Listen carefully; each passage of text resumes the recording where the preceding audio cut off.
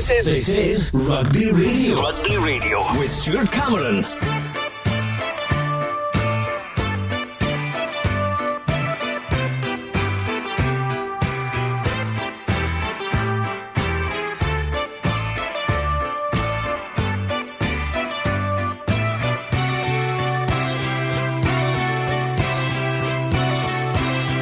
Welcome to Scottish Gas Murrayfield for the final view from the commentary box of the summer series. The final score of Scotland's last game before the World Cup was Scotland 33, Georgia 6. And joining me for this edition is TalkSport and BBC Scotland commentator Stuart McFarlane.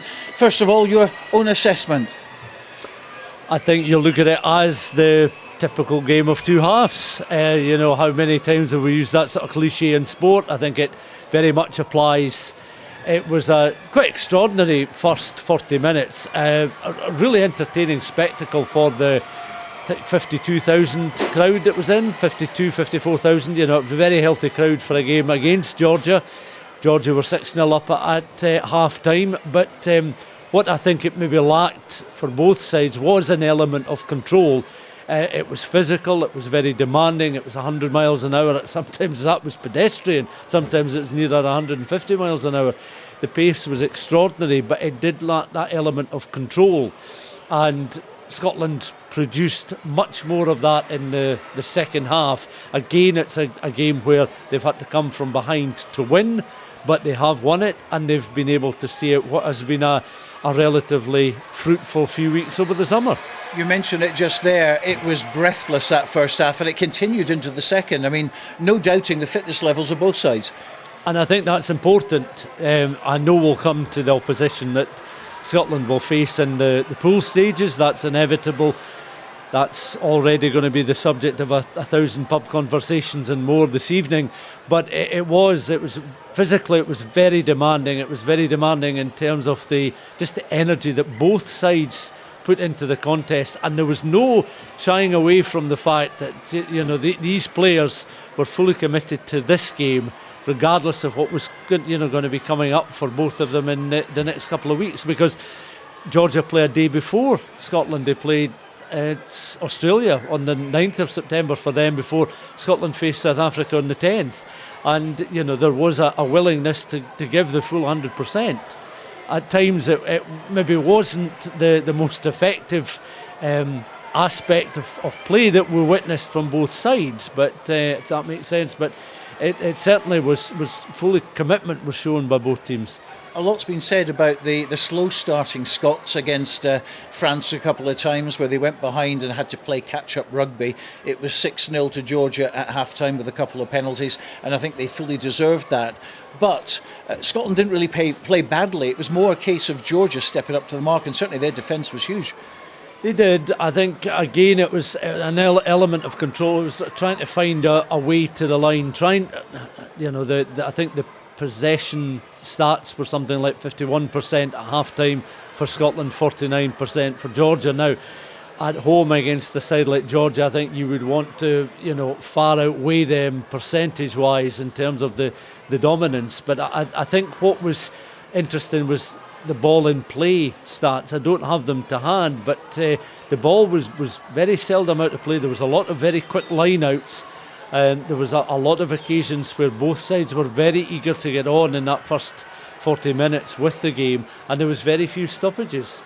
And that goes back to, again, how both sides were approaching the match. But yeah, I think Gregor Townsend would look back at the first 40 minutes, and while it was thoroughly entertaining, particularly for supporters that, and we see that this a lot, come to internationals that don't have an association or any affiliation with the club game, whether it be the amateur game or the professional game, they come for a social day out. Well, you had that today with Scottish Rugby putting on what Scottish Rugby put on before the game, but the game lived up to that sort of, sociable, really easy on the eye entertainment. And I must mention, 53,000 inside this stadium. You compare that with, say, England against Fiji, which was around about the 40,000 mark, and there was a lot of spare seats at the top banking, etc. But a Scotland-Georgia game, yes, it was the last one before the World Cup. A lot of people came here to wish them well for the World Cup. But to get 53,000 inside the stadium against Georgia is a real achievement.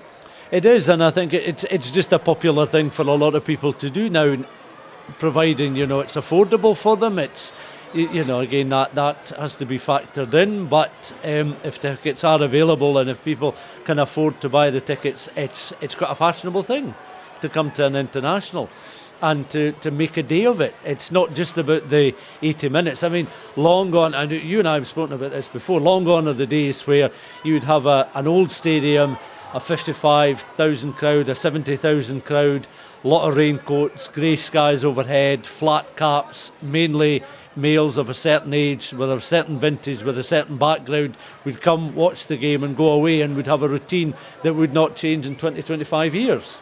But it's a very different aspect now. It's very inclusive, and it goes to show that there's a lot of people I spoke to in the run up to the game this weekend that hadn't been before or hadn't been in a very long time, but felt this was a good time to bring new people and another generation to come and watch the game. So back to the match then, 6-0 at half-time. There didn't seem to be any sense of real panic there, and we all knew that Gregor Townsend was going to put in a few choice words without losing his rag effectively, and that's kind of crucial for him, isn't it? We see this time and time again, that he's a cool customer in the changing room. Yeah, he'll get his point across, and it's sometimes a repeat showing of a previous half-time team talk where much the same information needs to be imparted on the same group of players, but it tends to create the same sort of results. I think what is frustrating for him is that they don't go out on the front foot, they don't remain on the front foot, and they don't get knocked off that front foot by a high level of opposition. That certainly was how it panned out in the second half, but we've often said before, when you are looking at the real heavyweights, you've got to be able to put in a controlled, disciplined, high energy, very physical performance for 80-85 minutes with no lapses. So 6 minutes into the second half, we could always see the writing was beginning to cut. The writing was on the wall. We were beginning to see Scotland get some real dominance, and we could see Georgia weakening a little bit because of the frantic pace from the first half. And it happened with Van der Merwe going over for the try in 46 minutes, immediately followed by Rory Darge getting a converted try, and then 8 minutes later Jack Dempsey getting on the score sheet for the first time in his career. And it was bang, bang, bang, and game over almost then. Yeah, and that was one of the positive aspects about the second half, was there was a more sort of a relentless, ruthless approach to the Scots. They score a try, they convert the try, they suddenly then find themselves leading the game by a point. They very quickly score a second try. Then, as you say, shortly after that, they had a third score. And this isn't a match that is part of a competition where you then have to go and find a bonus point try to earn yourself another point.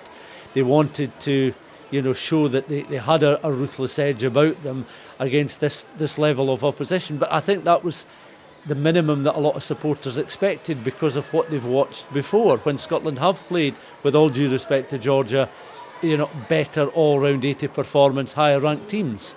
And I think they had to do something like that today. I think it wasn't necessarily the bare minimum, but I think anything much less than that, and I think there'd be, a few more awkward questions being asked tonight.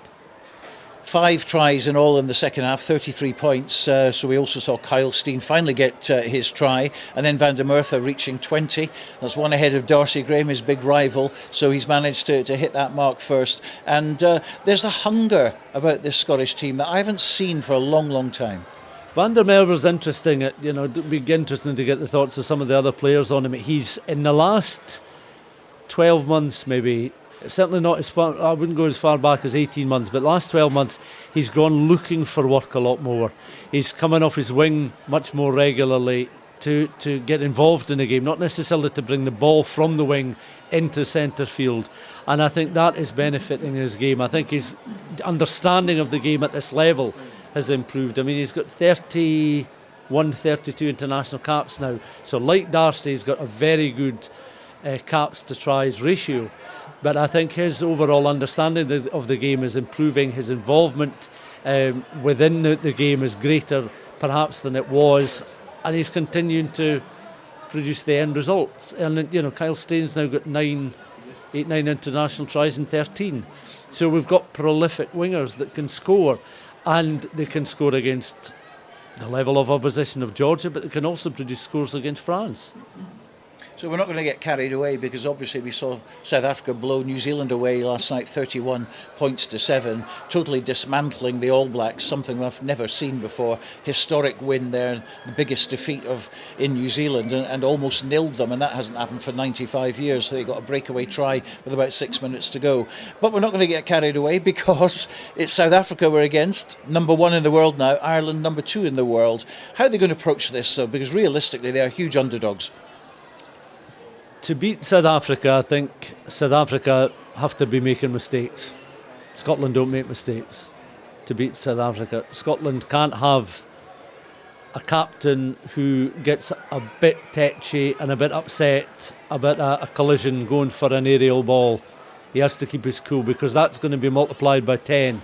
There was a little flashpoint in the game today. You multiply that by 10 and then some against South Africa, because it'll be verbal and it'll be physical right from the point where the referee places the whistle to his lips for the start of the game, because they have written more than one book on how to be streetwise in playing the game, and they will play that type of rugby for 80-85 minutes, and that will have to be drilled into Scotland. It will be quite possibly a brutal assault physically on the Scottish team, and they've got to be able to cope with that in a number of different ways. And I mean, in attack, they're facing a brick wall that has got a lot of firm cement around the brickwork. So it's by no means an impossible task, but they have to have their A game polished ready, and they could actually do with a little bit of magic from their number 1 fan here today, Gerald Butler. If he can inspire some of his Hollywood stars to come with their armoury, then they might be able to dismantle South Africa. But it's going to take a mixture of Scotland being absolutely on their A game and South Africa having some kind of off day or breakdown at some stage in the game. I mean, a lot of things can hinge on injuries. A lot of things can hinge on red cards. A lot of things hinge on the strength of the referee and how pedantic the referee is. And some of that is out with the control of either side. But it's going to be a very different contest. Well, it's good to see that all 33 selected will go on the aeroplane. No injuries, which we're delighted to report. It's going to be tough out there in France, of course, and Scotland open up with the world champion South Africa. Well, that's it for our coverage of the summer series on Rugby Radio. My thanks to Stuart McFarlane, and we'll be popping up again later on in the season.